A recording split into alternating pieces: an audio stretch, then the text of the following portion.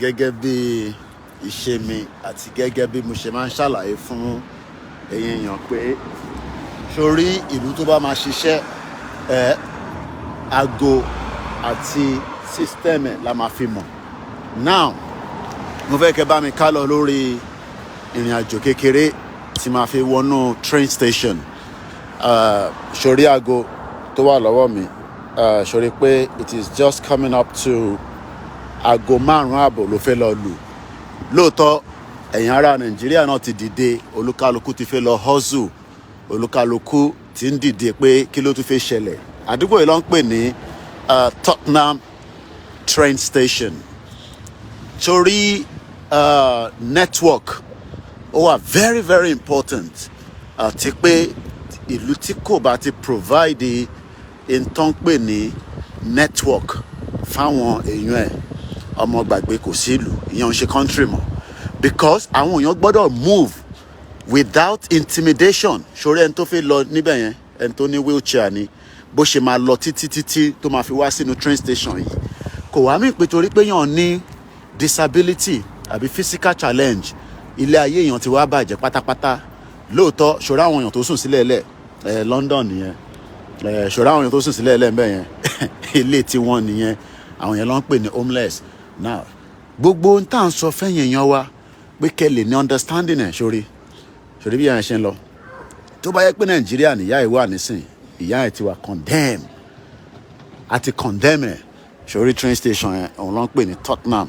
This is Koikimedia bringing the world closer to your doorsteps, as we always give you as it is, without any into the station.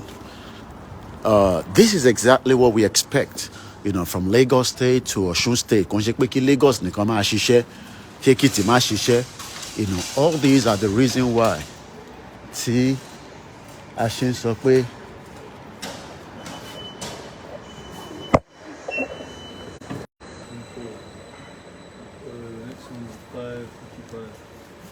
it will be the next one.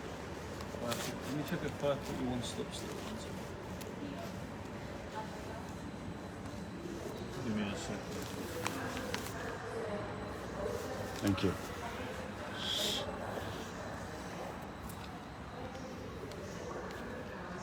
Yeah, 5:41. I need a 5:41. Yeah. Cambridge. All right, cheers. Thank you. Now, this is a train tó ń gbé àwọn èèyàn lọ sí Stansted Airport fáwọn tó bá ń travel. This is exactly the kind of life tí mo fi ń pariwo Yorùbá nation. Sórí àwọn tó ń lọ sí gbogbo ìlú káàkiri bá ti board. Ìwọ wá ń sọ fún mi nísìn pé ká wà nínú Nàìjíríà tó ń take wa backwards. Nàìjíríà tó gbé wa lọ síwájú tó yẹ pé ojú kan la wà, move síwájú, ojú kan la wà láti over 63 years of a madness. Ìyẹn lẹ wá expect àwa káwa wà nínú ẹ̀, ìlú tí intimidation, ìlú tí kò ní any respect for human lives. Lè wà ní rúùlù bẹ́ẹ̀ kò yẹ nísìn. Now tí train yìí bá ti gbéra nísìn ta Stansted Airport, bó ṣe jẹ́ kí airport wà ní gbogbo ilẹ̀ Yorùbá, kò ń ṣe local airport o, airport táwọn èèyàn máa dé láti abroad, àwọn tó wá ṣọlidé, àwọn tó wá ṣe research, àwọn tó wá kàwé, àwọn tó wá mọ̀ nípa ìran ọmọ Yorùbá. But tá a bá pariwo pé ẹ jẹ́ ká jọ ṣe, ẹ jẹ́ ká fọwọ́ ti Ìgbòho lẹ́yìn àti Bàbá Akíntóyè àti gbogbo àwọn campaigners, ṣe lẹ́ máa fẹnu wa rough, ẹ máa fẹnu wa rough, ẹ máa fẹnu ṣe kíni, ẹ máa fẹnu já wáyà. Life yẹn ò lè better, kò sẹ́ni kankan tó lè sọ yẹn fún mi. Life yẹn ò lè better nínú Nigeria. It's as simple as that. Bá gbàdúrà láti ní dọ̀la, life yẹn ò ní better nínú Nigeria. The only life tó lè better ni pé kí gbogbo wa jọ sowọ́ papọ̀, kí gbogbo wa, èmi, ìwọ, àwọn kan máa bèrè pé kí làwa lè ṣe. Ní tó lè ṣe náà ni kò máa sọ fáwọn èèyàn pé Yorùbá nation òun lọ́nà àbáyọ, òun nìkan ní ọ̀nà àbáyọ, tó bá ti sẹ́ni other one ìrọ̀lẹ́ ń pa. So Lagos State nìkan kọ́ la expect pé kó ṣiṣẹ́. Train tèmi máa wọ̀, mo ti mọ time tí train yẹn máa dé, ó ti yẹ nísìn. Sórí 5:23 la wà, train tèmi náà máa wọ̀ mo ti mọ̀ gbà tó máa dé bíbá so tábà wá ń sọ fún ẹ̀yin tẹ́ wà nílé ṣe lẹ́ máa ní ṣé ẹ̀yin tẹ́ wà ní diaspora ẹ̀yin lẹ́ máa san tá máa ṣe fún wa san tẹ́ máa ṣe fún yín níta kan sọ ni pé ṣé bí nǹkan ṣe ń lọ nínú Nàìjíríà mo kí Princess Gbadebo ẹ káàárọ̀ náà ṣé bí nǹkan ṣe ń lọ nínú Nàìjíríà wàá mọ bó ṣe ń lọ ẹ̀rọ àbínú wàá mú pépà wàá mọ bó ṣe ń lọ kò yẹ nísìn so that kò sẹ́ni kan tó máa cheat anybody tó bá ti mọ tó ń lọ nínú pépà now ó bá fẹ́ wá gba phone line wàá pé 3G wàá sọ̀rọ̀ network tó fẹ́ wàá máa sanwó ní every month wàá fún ẹ ní phone tuntun kò yẹ nísìn àbínú ibi tí mo gbé sí yẹn ló ń jẹ́ kó máa ṣe jàgàjàgà so gbogbo tí a fi pariwo Yorùbá nation owó nìkan lọ́nà àbáyọ anybody tó bá sọ pé Nàìjíríà máa ṣiṣẹ́ kódà bí pásítọ̀ yín bá ń gbàdúrà Nàìjíríà máa ṣiṣẹ́ irọ́ ló ń pa ọ̀rọ̀ Nàìjíríà máa ṣiṣẹ́ kò ń ṣe ní ta fi máa gbọ́mọ́ nísìn bí a ní 10-30 years ago but níbi tí ilé ayé dé nísìn kéèyàn kan máa pariwo pé Nàìjíríà máa ṣiṣẹ́ ọmọ irọ́ ló wà níbẹ̀ irọ́ ló wà níbẹ̀ gbogbo ẹni tó bá sọ pé Nàìjíríà máa ṣiṣẹ́ bàbá 419 ni wọ́n 419 lẹ́ni tó bá sọ pé Nàìjíríà máa ṣiṣẹ́ 419 kò yẹ nísìn mo kí Princess lẹ́ǹkan sí so ìlú tí kò provide the basic amenities to start with. Number one, without energy lè ṣe nothing èèyàn need iná 24/7 láti lè jẹ́ kí o ṣe gbogbo tó bá fẹ́ ṣe tó bá yẹ pé Nàìjíríà la wà nísìnyí ẹ ti rí àwọn èèyàn tó máa kó charging port wọ́n máa charge ele is just for temporarily so this is the reason why tí our campaigners ta fi sọ pé no a lè máa tún máa deceive ara wa Tinubu government is only a very limited government kò ń ṣe government tó máa wà ń bẹ̀ for life Tinubu kì í ṣe ọba ilẹ̀ Yorùbá kò ń ṣe ọba Nàìjíríà president ló jẹ ó dẹ̀ ní terms tó máa fi ṣe tán nígbà tó bá wá ṣe tán ṣòkà tó wá lọ jókòó ti àwọn gàǹbàrí olórí burúkú tó mọ bó ṣe ń run government tí wọ́n mọ bó ṣe ń run ìjọba tó fi kó bá gbogbo wa tí gbogbo wa fi wà níbi tá a wà lẹ́nu so àwọn ò lè dúró dè yẹn so and that is the reason why ní abẹ́ bàbá wa alànà ìyẹn Professor Adébánjí Akíntóyè la ṣe ń sọ pé ó dáa kí ni ọ̀nà àbáyọ náà ni pé kí gbogbo wa sowọ́ papọ̀ ká get the hell out of Nigeria kò ń ṣiṣẹ́ èèyàn kan ẹ má bínú mo fẹ́ connect phone mi mọ́ ilé so mo máa lọ check hotspot mi mú padà bọ̀ yeah mo fẹ́ pay mọ́ ilé ó máa connect wọn nísìn so òun lọ́nà àbáyọ mo kí Mr. Ajibola Ọba Ògo mo kí ẹ good morning sir ìyàwó Níkẹ́ mo kí yín good morning ìyá mi comfort Níkẹ́ ó tó jọ mẹ́ta àwa ti bọ́ sórí road báyìí nísìn orí internet ẹ̀ ti pay ó ti green so hotspot nìyẹn so do not be deceived by any politicians ṣẹlẹ àwọn politicians ìkà ni wọn ìkà yé àtọ̀run ni politicians so tí wọ́n ní pé káwa máa ná sí lifestyle or ambition tí wọ́n kọ́ dẹ̀ máa fáwa ní fàbù pé Nàìjíríà ń bọ̀ wá dà n tí bàbá mi gbọ́ títí tó fi jáde láyé nìyẹn Alhaji Mojeed Koiki n tí bàbá tiyín náà gbọ́ pé Nàìjíríà ó ń bọ̀ wá dára o ó ń bọ̀ wá dára wá máa lo àwọn olórin olúkálùkù á máa parọ́ lies upon lies upon lies our people have been deceived for too long the lies went on and on and on but this time around àwa la máa debunk gbogbo ọ̀rọ̀ yẹn lórí burúkú politicians yẹn àwa ti sìn àwa la máa debunk ẹ̀ àwa la máa sọ fáwọn èèyàn pé no it is lies irọ́ ló wà níbẹ̀ èèyàn kankan gbọ́dọ̀ deceive èèyàn kankan mọ́ so ẹ̀jẹ̀ ń gbélé sórí tripod mi gbogbo nǹkan ni journalist máa fi ń káàkiri ó máa ní gbogbo gadget ni torí ibikíbi tí yàn bá wà iṣẹ́ ń lọ ni technology ní láti ṣe máa dé studio kan tó máa edit Nàìjíríà ní NTA tí ń ṣe yẹn fún yín lọ́dọ̀ tí wà níbí bá transmission on the go ni transmission on the go láyé ìgbà kan ló lè rí London live nísìnyí kò sí nǹkan kan tó jọ a máa wo London níwájú ẹ̀rọ ọgbọ́n a máa bèrè pé ọmọ wo bí London ṣe rí láàárọ̀ ìlọ́dọ̀ Koikimedia bó ṣe jẹ́ kó rí náà nìyẹn bó ṣe jẹ́ kó rí nìyẹn. So mo kí gbogbo wa lẹ́ǹkan sí pé ẹ má jẹ́ kí wọ́n intimidate wa, ẹ má ẹ̀kọ́ sọ fún wa pé kò lè ṣeé ṣe tó máa sọ nìyẹn ẹ jẹ́ kó lọ ṣe sùúrù kò tí statiko irọ́ ni o. ṣe rí gbogbo àwọn tó ń sọ pé kò tí tó àsìkò yẹn wọ́n mọ̀ pé àsìkò ti tó. Kò sí nǹkan tó ń jẹ́ pé kò tí sọ àkílẹ̀ mọ́ ìbẹ̀ pé kò tí àsìkò tí tó. So àsìkò wo ló máa wá tó? This is the right time to get the hell out of Nigeria. Àsìkò yìí gangan ló jẹ́ ká push pé a fẹ́ kúrò ní Nigeria. But nítorí pé olóṣèlú wọ́n ti fi rọ́, wọ́n ti fi bombard wa, wọ́n ti parọ́. Ẹ̀yin ọmọ tẹ́ ń pariwo Yorùbá nation yìí ẹ má dogun sílẹ̀ o. Ogun ti wà ní Nàìjíríà tipẹ́tipẹ́. Kí ló mọ̀ pé kó má dogun sílẹ̀? Ogun ti ń bẹ nínú Nàìjíríà nísìn láti 1960 táwọn olórí burúkú tó náà fún yín ní independent. Láti ìgbà yẹn lógun ti wà. Láti 1914 lógun ti wà ní Nàìjíríà. So kò sógun ní Fúlàní pààyàn lójoojúmọ́. Àbáwọn etí ẹ̀yin di ẹ̀yin ò gbọ́ pé wọ́n ní Fúlàní pààyàn. Ṣebí gbogbo àlà ń gbọ́ pé Fúlàní pààyàn. Gbogbo àlà gbọ́ pé Fúlàní pààyàn náà. Ọmọdé gbọ́ pé Fúlàní pààyàn, àgbàlagbà gbọ́ pé Fúlàní pààyàn. So àwọn sọ fún mi pé kò sógun ní Nàìjíríà. Ogun ti wà tipẹ́tipẹ́. Bá ṣe máa kúrò nínú ogun yẹn nísìn òun ni ká sáré so that kí gbogbo wa lè rí lé dé sí. Torí pé kò sí ilé kankan tá fẹ́ dé sí. Intimidation lẹ́gbẹ̀ẹ́, intimidation lọ́tún. Mo ń ka pépà láàárọ̀ lọ́dọ̀ Linda Ìkejì. Wọ́n ní wọ́n pa ìkan náà ọmọ ọba kan ní Lagos State. Ìtọ́mọ̀ ṣe náà nìyẹn.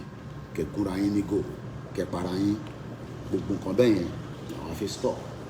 A lè continue láti gbèrú society bẹ́ẹ̀ yẹn, society tí kò ní value fún ẹ̀mí èèyàn. Society tẹ́ ẹ̀mí èèyàn bá ti jọ èèyàn lójú èèyàn kì í ṣe society. But unfortunately many people they accept the truth. The truth dem man àwọn tó ń lọ sí airport wọ́n ti ń dé láàárọ̀ yìí nísìnyí, àwọn tó ń lọ tó ń travel, àwọn tó ṣì ń lọ fún holiday and lọ fúnjọ́ mẹ́ta wá ti ṣiṣẹ́ àkówó jọ wọ́n lọ gbádùn ayé ẹ̀ wọ́n tún padà wá. Bí wọ́n fi lọ sí Spain, ó fi lọ sí Mallorca, Ibiza, ó fi lọ Turkey. Lọ́dọ̀ tiwa àwọ̀ àrí foreigner tó wá sí Nàìjíríà kó wá ṣọlidé. Àwọn foreigner tó wá láwọn Chinese, àwọn tó wá kó àwọn Chinese tó wá kó nǹkan àwọn nìkan láwọn sílùú tí kò bá sí security. Kò sí ta ló fi wá sí country tó sí security. Tó bá jẹ́wọ́ náà ni kí ló fi lọ ṣe nílùú tó ní security? Kí lẹ rò pé àwọn èèyàn ṣe fẹ́ lọ sí America? Kí lẹ rò pé fẹ́ lọ sí Europe? Torí pé security wà ní ìlú tó bá ti sí security, investors máa sá ni. Ìyẹn ni gbogbo àwọn olè amúsùn, àwọn bomb bastard, àwọn olè lórí burúkú, àwọn contractor lọ sign tó kó wa sínú ìdààmú tó sign kó ti ta gbogbo wa dànù. Tàbádẹ́ sọ fún yín pé olè làwọn olóṣèlú yẹn ní ká gbẹ́nu sàn.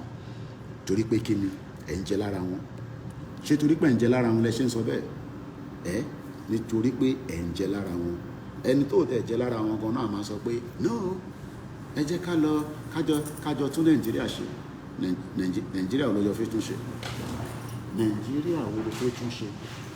Nàìjíríà ò ṣe tún ṣe. Ibi tọ́rọ̀ Nàìjíríà dé nísìn kólúkálukú máa ṣe kíni kó máa lọ ń lọ so tí train yẹn bá ti dé tí bá ti wọnú ó sì kù train tí mo fẹ́ wọ̀ ó sì kù another 34, 35, 36, 37, 38, 39, 40, 41 ó kù 8 minutes.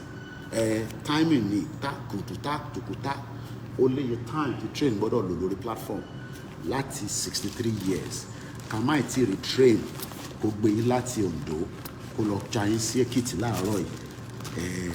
Gbogbo èyí tó jẹ́ kó ṣe àti Fáyẹmí o àti Fáyọ̀ṣe o, màmá rí àbúrò Fáyọ̀ṣe ni a máa fẹnu wa tọ́ lórí social media. Bí abroad ẹ̀kọ́ ló ṣe gọ́vnà kí lórí ṣe n'Èkìtì olè ní gbogbo wọn. While they are there, they all make money out of us.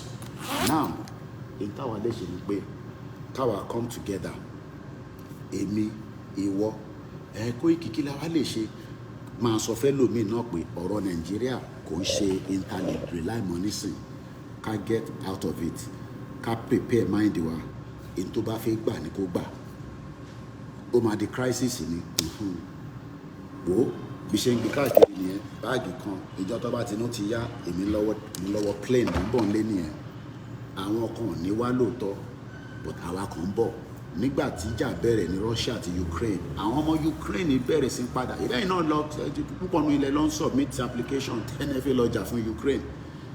Àbẹ́ ti gbàgbé, gbogbo ilẹ̀ lọ sí Ukraine embassy l'Abuja tí ẹni ẹ fẹ́ lọ darapọ̀ mọ́ àwọn ajìjàǹgbara wọn ní Ukraine. But unfortunately, tiwa gangan ni ká prepare fún níjọ́kíjọ́ tó bá máa dé. Ó lè má jẹ́ lẹ́ni, ó lè má jẹ́ ní next year, but ìjọ kan ń bọ̀ Nàìjíríà máa laná. Kò sẹ́ni tó lè stop yẹn, torí pé Boko Haram ò lè máa pààyàn kẹwàá ní ká dákẹ́. Gọ́vnà ń gba, mo ṣì ń try láti verify ẹ̀, wọ́n ní wọ́n ń gba 730 million naira every month for security budget. 730 million. Ọmọ yẹn tí yẹn jẹ́ owó kékeré ló pè ní. 730 million is not a joke. It's a big money. So kí ló ń fowó yẹn ṣe? Kí ló dé tí wọ́n kówó fún àwọn tó máa ra ìbọn, kó gbé fámọ̀tẹ́kùn, kó gbé ìbọn gidi fún àwọn àgbẹ̀, àwọn hunters, kó pùtì ọ̀kadà kó pọ̀? Ìyẹn lè fẹ́ káwa máa ṣe. Ṣáwa ti gba government, ṣáwa ti gba country, ṣé àwa ti gba country? Tó ń lọ sí airport ní Stansted airport, mi ò ti travel ní sí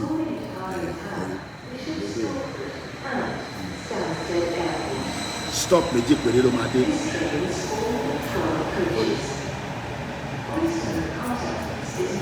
So ẹlòmíì nù yín àti lọ sí Benin Republic ó ti diṣẹ́, àti lọ sí Benin lásán, lọ́wọ́ mọ́tò kó náà lọ sí Benin láàárọ̀ yìí, á fẹ́ ju bí àti yàn lọ sí Germany lọ. Wọ́fọ̀ báwo ni relationship àwa pẹ̀lú Benin tó jẹ́ kó jẹ́ a very smooth relationship, ó wá difficult fún wa. You know why? Because wọ́n ti value wa pé citizen ni wa. So, and these are questions tá à ń bi wọ́n. Sometimes mo wonder, ṣé ṣọ́ pé Tinubu ni president? Because èmi ò tí ì rí pé Tinubu ni president.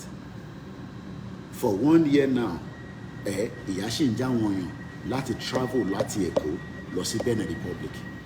Whereas ní border tiwọn, border Niger wọ Nàìjíríà ní north, wọ́n kàn fẹsẹ̀ wọn léde, wọ́n kó bọn wọlé, wọ́n kó drug wọlé, wọ́n kó prostitute wọlé, wọ́n dẹ̀ ń kó nǹkan jáde. But ní Benin, gbogbo àwọn tó ń lọ ní Benin ìyà tó ń jẹ wọ́n kò ṣe máa quantify. So èmi mọ̀ pé bí àṣà olóyè Ìgbòho, ó ní ojú ló ń kán ìbòjì, òun ṣe kí ni ó bọ̀ níbẹ̀. Mo kí gbogbo ilé nǹkan sí pé ẹ̀tú káàárọ̀ àkábọ̀ sórí ìkànnì wa láti Koikimedia, níbi tí a ti ń sọ fáwọn èèyàn wa pé bóun ẹ̀ kò sọ pé ò ní gbọ́ problem ti ẹnìyẹn kò ṣe problem tèmi, bóun ẹ̀ kò sọ pé ó máa gbọ́ ìdí mi mọ̀ ni pé àtẹni tó náà fi gbọ́ àtẹni tó náà wọ́n gbọ́ everybody ló máa jẹ breakfast. Òun lọ̀rọ̀ tó wà nílẹ̀, gbogbo wa la máa jọ jẹ breakfast, àtọmọdé o àtàgbàlagbà, gbogbo wa la máa ṣe kí ni, la máa jẹ breakfast. Breakfast la máa jọ jẹ ni, torí pé à ń sọ fún wa pé ìlú yẹn ò ṣiṣẹ́, ṣe lẹ̀ ń sọ pé ká gbẹnu sàn pé Ọlọ́run bọ̀ wá ṣe. Ṣé Ọlọ́run stupid? Ṣé Ọlọ́run fẹ́ ibi tí wọ́n ti ń ta ẹ̀jẹ̀ sílẹ̀ lójoojúmọ́? Ṣé rò pé Ọlọ́run gọ̀ bí ẹ̀yin? Ṣé rò pé Ọlọ́run gọ̀? Ọlọ́run ò gọ̀ náà, Ọlọ́run ò gọ̀, torí pé àwa la gọ̀, la fún àwọn olóṣèlú ní agbára. A dẹ̀ gbọ́dọ̀ gba agbára yẹn kúrò padà lọ́wọ́ wọn.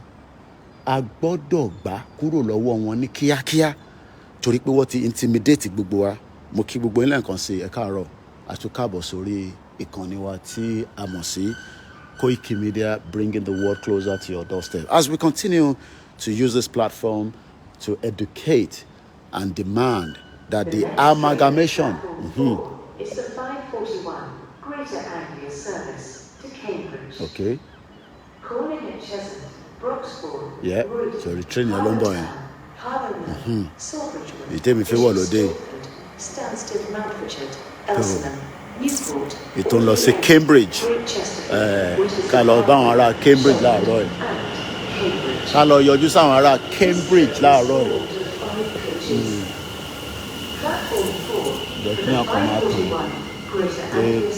Nigeria is gonna be good. Nigeria will be great. Àwọn olóṣì bó ló ti fẹ́ great sí? Àbó ti great ni? Kí ló fẹ́ great nínú ìlú òfò?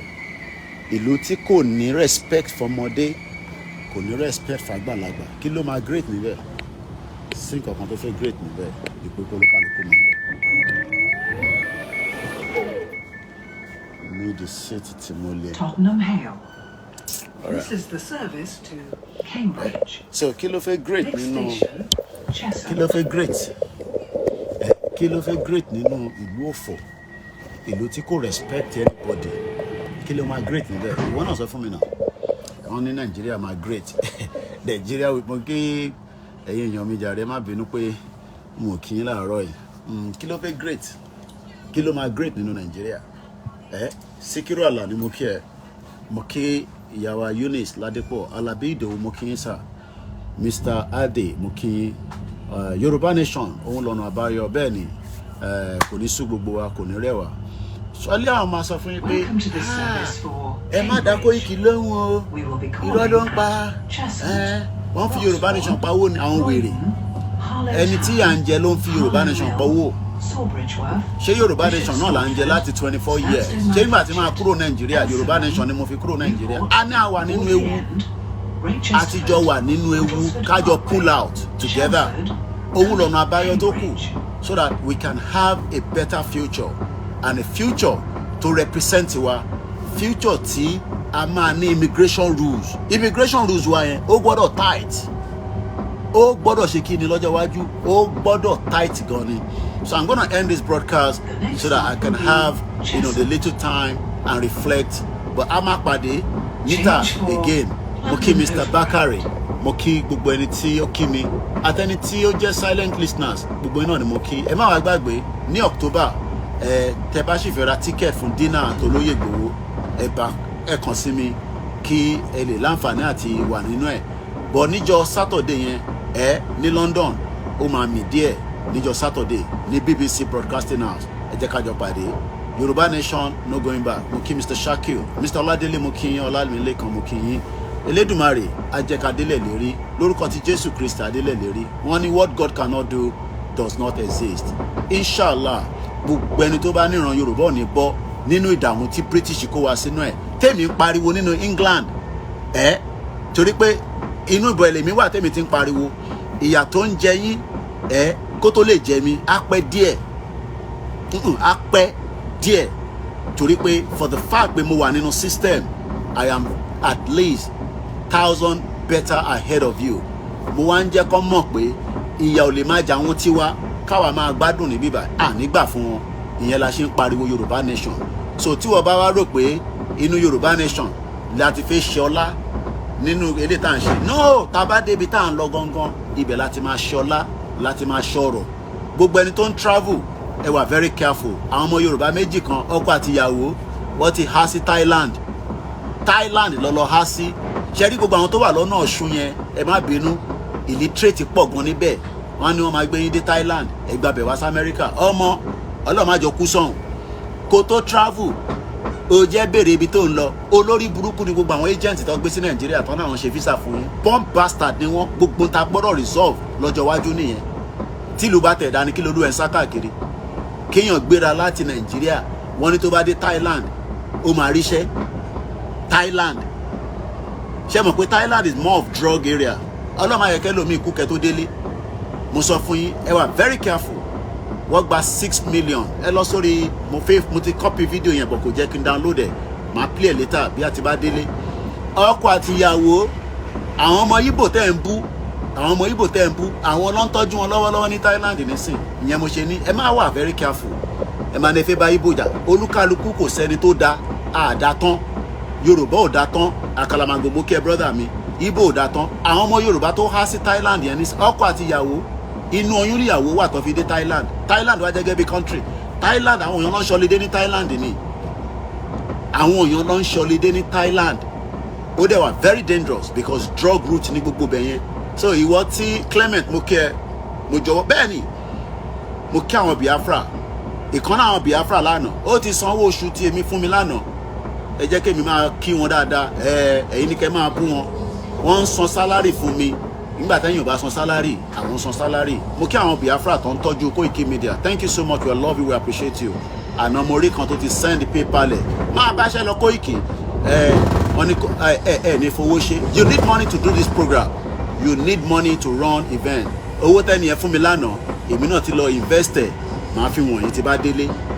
Owó tẹ́ni ẹ fún mi lánàá, mo ti lọ invest ẹ̀, mo ti fi ra gadget tá fi lò níjọ́ October.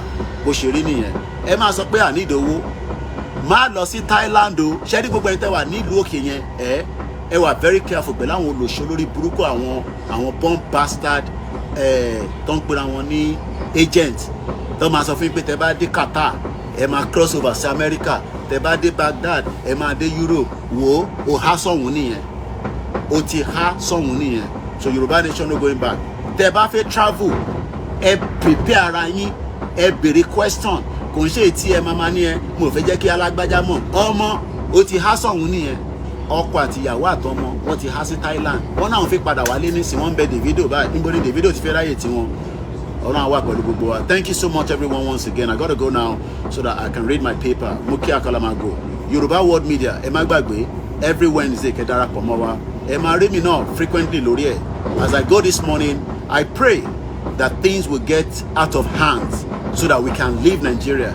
But tó bá ń pray pé kó má get out of hands, ìyà máa jẹ gbogbo wa ní. Breakfast ni. Some of us abroad will be far better. Look, gbogbo tí máa jẹ pátá ó ti wà nínú báàgì. Gbogbo tí mo máa jẹ látòkè délẹ̀ ó ti wà nínú báàgì. Look, sórí, ṣòtìrí, sórí, sórí, ń bọ̀, sórí, sórí. Gbogbo tí mo lè jẹ pátá ebi ò pa wá o, so ebi ò dẹ̀ lè pa wá láyé àti lọ́run. So mo kí gbogbo alẹ́ kan sí. Thank you so much. God bless. Bye for now.